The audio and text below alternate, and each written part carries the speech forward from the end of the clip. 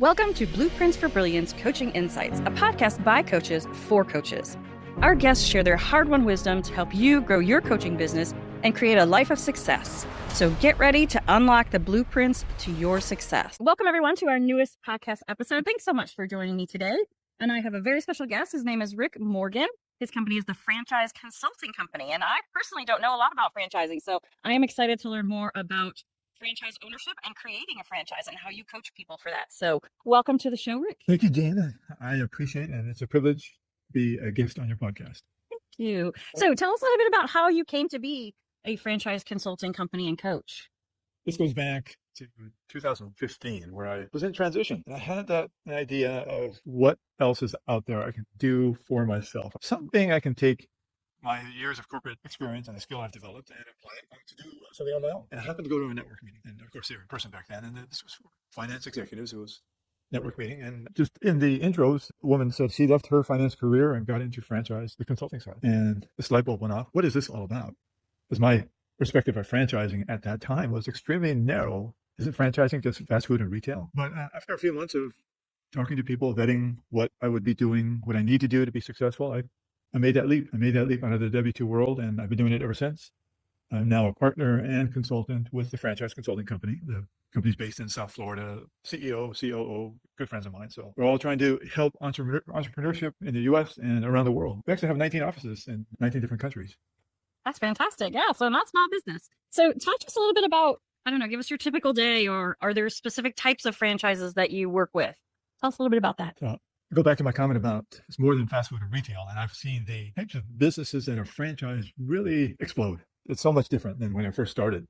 We have an EV charging station franchise. We have a robotics and artificial intelligence franchise, 3D scanning and 3D printing, pet crematorium. Now, it's a business. Now, I think one of the fastest growing franchises is called Hawaii Fluid Art, and it's a place to create. The ownership of the franchise and the customers don't need any talent as far as the creation of art goes. And it's a combination of art gallery and studio where classes are held, lessons are taught.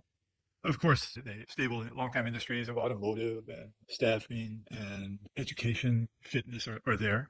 I think we represent about 36 different industries. I think they work best with corporate executives who are looking to add in an extra income stream because they don't want to leave their job. And we do have a semi-absentee ownership model, or that corporate executive who is also in that place of what else is out there? What can I do for myself? Let me see if I'm comfortable with it unknown. Of course, educate them about the right franchise, which I feel will help them lead them to their particular personal and financial goals, get them to what they're trying to do. I do work with entrepreneurs. I do work with e-visa candidates, EB5, E2, very well, and husband and wife teams. And I've had husband and wife say, we've always wanted to build a business together. We don't know where to start, but somebody brought us to you. So those are the typical people I like to work with. I was talking to a business owner the other day, and I asked him, how often are you asked if people can open your business in their market? And he said, every day. So that's a good signal. That's a good signal when that they've been in business for a while. And so that means they're successful, profitable, but have this urge to expand, create a national brand, create a franchise system. Of course, it's separate from their core business, and take on that growth mode. And of course, we help them with establishing the right infrastructure at the right time as the franchise system grows. So those type of ideal clients. Yeah, I love that. It certainly has changed a lot, because I remember reading Entrepreneur magazine when I was still working 9 to 5, and it would have the top 100 or top 1,000 franchise, and it was always Subway at the beginning, but I haven't looked at that magazine in forever. And it's exciting to hear about EV and AI and 3D printing for people who are interested in that, but not yet ready to do it all themselves, like start from the ground up. I would think franchising is a great option. It is, because the franchise system, they have developed their proof of concept, and they've created a successful business, developed that operations manual, work with the right legal resources to develop the franchise disclosure document, which is absolutely necessary, required by the Federal Trade Commission. So that franchisee is stepping into a proven model and has a playbook to follow. And of course, the online and hands-on and in-market training is always ongoing. That's one thing I want to make sure that is going to happen with the clients that I refer to, particular franchises, that training doesn't stop. But it's being able to tap into a system where prior to launching that franchise, they've made a lot of mistakes and corrected them, and now have this stuff in foolproof, because every business and every industry has to keep moving forward. There's change going to happen, that the franchise system has to be set up to embrace change and adapt to changes in the marketplace so they can stay ahead of competition and keep moving forward. Yeah, I just remembered one of my neighbors is actually a franchisee. He has, of course, the name's going to escape me, but they do power washing and windows during the warmer years or warmer time of the year. And then they do Christmas decorations for homes, and they do Halloween, I think, and Thanksgiving and all of that. So they'll come and set it all up for you. And that was the first time I ever heard of that type of business. Yeah, that's a great business model. It really is. Power washing is probably 8 months out of the year, maybe. And then you have holiday decorations to drive additional revenue during those colder months where power washing may not be practical. Of course, in a warmer climate, you probably can do power washing year round and still put up the holiday lighting, because let the professionals do it. Do you help someone who wants to franchise their business? So help them like put together the SOPs or the operations manual and that type of thing? Yes.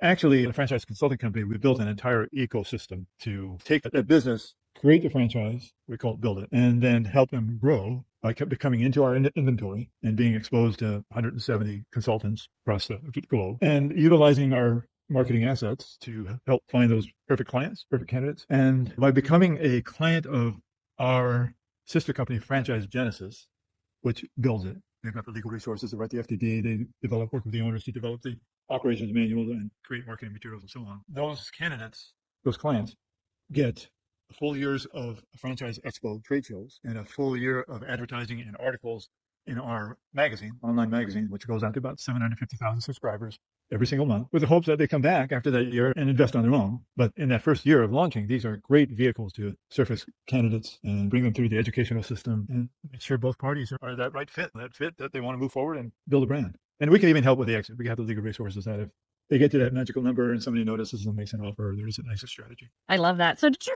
help them with the marketing as well? You mentioned that a little bit. And I think, and I'm really dating myself now, way back when, it wasn't necessarily a big aspect of franchising. It was, okay, we're going to give you the business and show you how the business is run.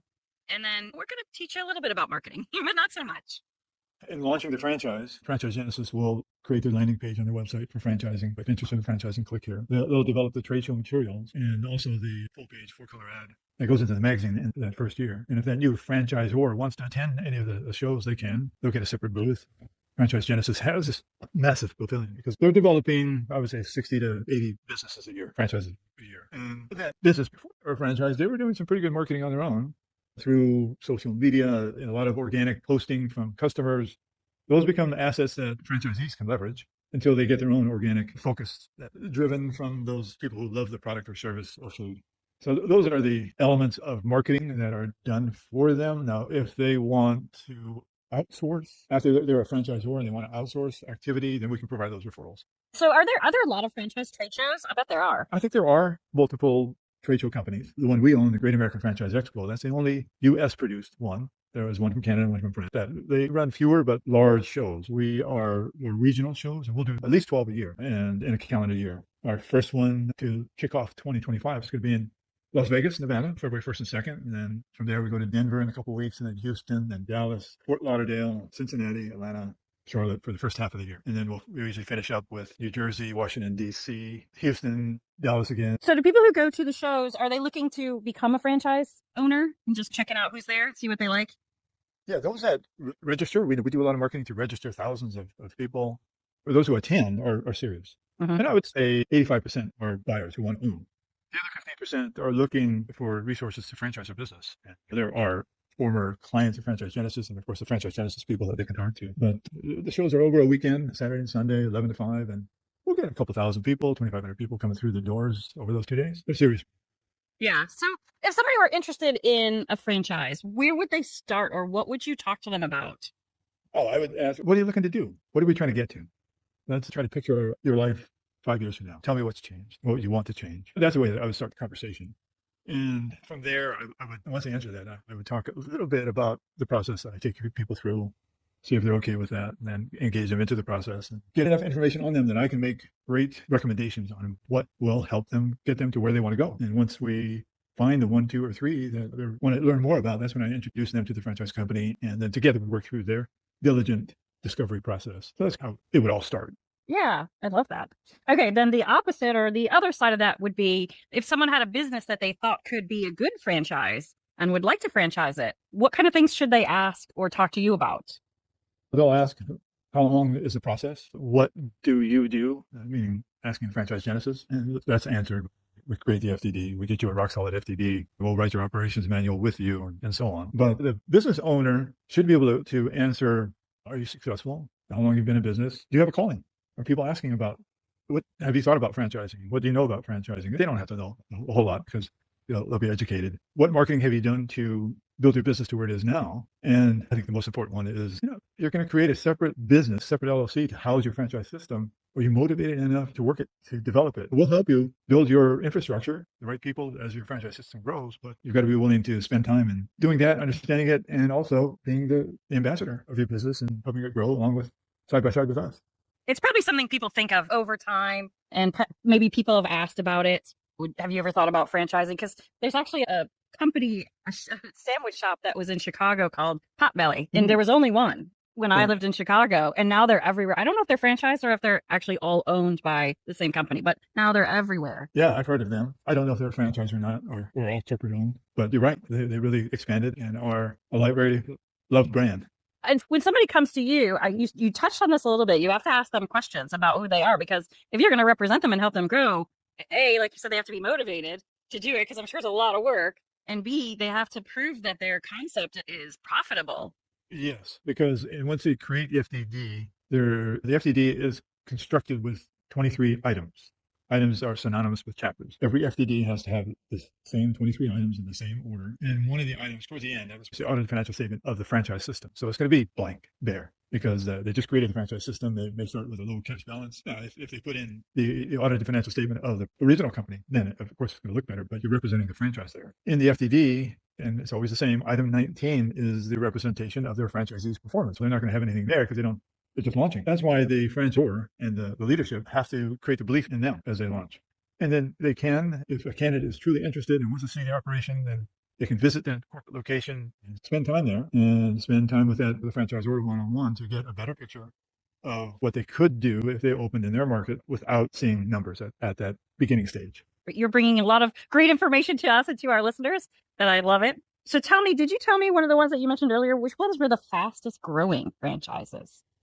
When it comes to mine, there's Hawaii Fluid Art. I think it's an incredible story and an incredible business model. VODA, VODA, Cleaning and Restoration, Painter Bros. And the last one is they basically sold out of territory. They sold all their locations called Game Day Men's Health. They're basically sold out. But the first three, Hawaii Fluid Art, VODA, Cleaning and Restoration, and Painter Bros. I just love their leadership behind the business, their stories. So those are as far as I have my experience, the fastest growing ones. This is so interesting and exciting, and it's so good to hear that so many different types of businesses are being franchised. It doesn't really matter what you're interested in. There's probably a franchise that has something along those lines.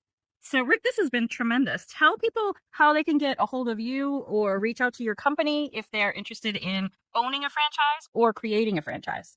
You can find me on LinkedIn, Richard Morgin. My email address is rick@thefranchiseconsultingcompany.com. And I'm even on TikTok. I've been documenting my journey dealing with prostate cancer on TikTok. Franchiseconsultingcompany.com. The website will list all the consultants, but you'll find me. You can even text Rick to 26786. I'll send you a free copy of the book, The Franchise MBA, which happens to be the best-selling book about franchising on Amazon. Perfect. We're going to put all those links in the show notes below so that people can get there really quickly. So last question for you. If you could provide one tip to make the world a better place, what would that be? It would be to everyone approach each day with joy, so you can spread that to everybody you interact with throughout each day. I love that. We wish you great health, and we so appreciate you being here today. This has been so interesting and educational, and I might have to get your book. Just check it out. So thank you for being here, Rick. Yeah, you're welcome. Let me know. And it's been an honor and a privilege to be on your podcast, and thank you very much for allowing me to be a guest. Thank you, Jeanne. Thanks for joining us today on Blueprints for Brilliance Coaching Insights. We hope you're leaving this episode with inspiration to take your coaching business and your life to the next level. If you found value in this episode, we would love it if you would subscribe and share it with someone else who you think might benefit from hearing it. Thanks, and we'll see you in the next episode.